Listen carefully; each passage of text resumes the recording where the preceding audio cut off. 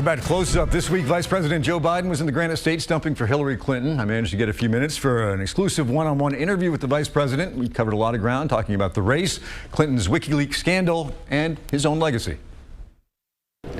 What do you make of what Donald Trump said during the debate last night when asked if he would accept the results of this election?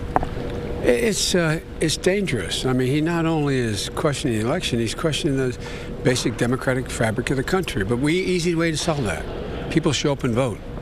And he said, I'm told today, said if he wins, he accepts the outcome.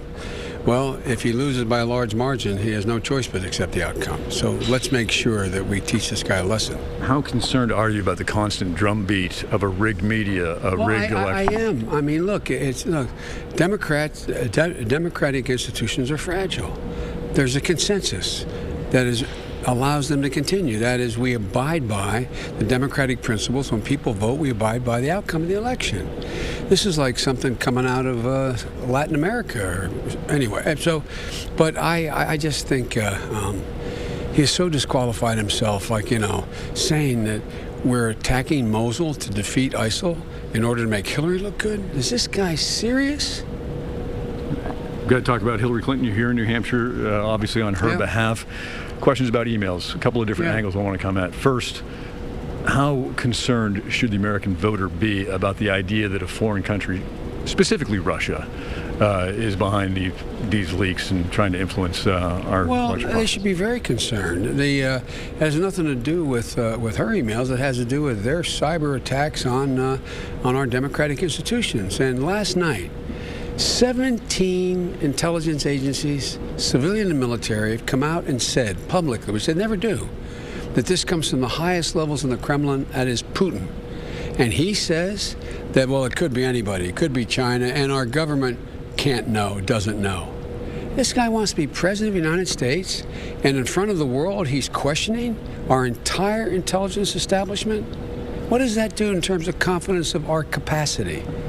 I mean, it's just amazing to me what he does. The information in those emails in a vacuum, how can you tell an American voter not to be concerned about the potential influence intervening by the State Department involving a federal investigation? Because there's no evidence of that. As a matter of fact, if you notice, it's all secondhand, this thing about a deal and all that. Now they've gone back, well, I don't know. We don't, know any, the FBI is saying they. So there is no there. Big picture, you're always very optimistic. I am. Reality is a lot of people are scared, they're frustrated, they're angry. How do you continue the message of optimism with a recognition that a lot of people are worried out there? Well, there's a lot of people worried because they got hurt very, very, very badly in the recession. And the way in this appeal to fear about ISIS and the rest is something that is just a drumbeat now. And as I said in my talk today to these folks here, what bothers me the most is because he's been so outrageous in what he said, it grabs, and you have to cover it. I'm not criticizing the press. You have to cover what he says.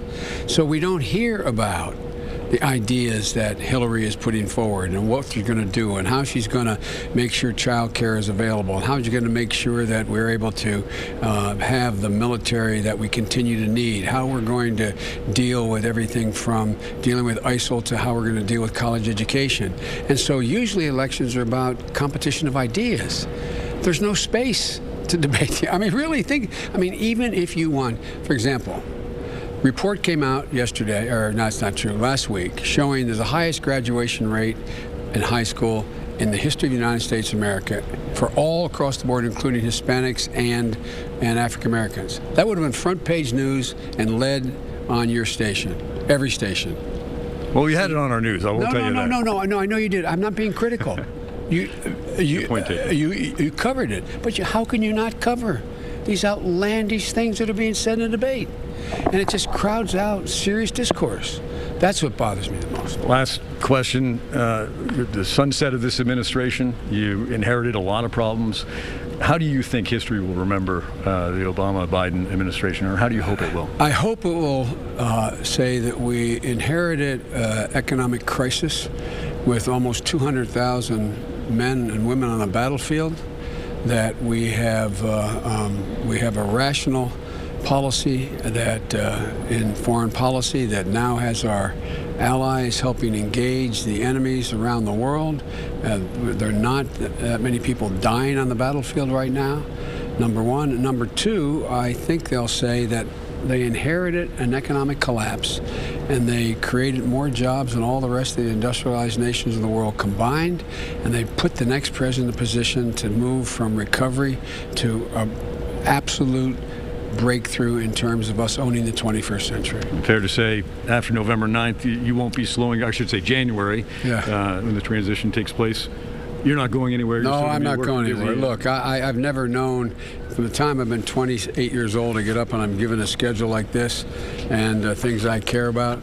I'm not going away. I'm going to continue to deal with the cancer moonshot. I'm going to continue to be involved in violence against women, and I'm going to continue to have a platform to talk about the things that really matter to the country, from income inequity to middle-class opportunity. Mr. Vice President, thank you very much for your time. Thank you for the time. Good to see you. Appreciate it.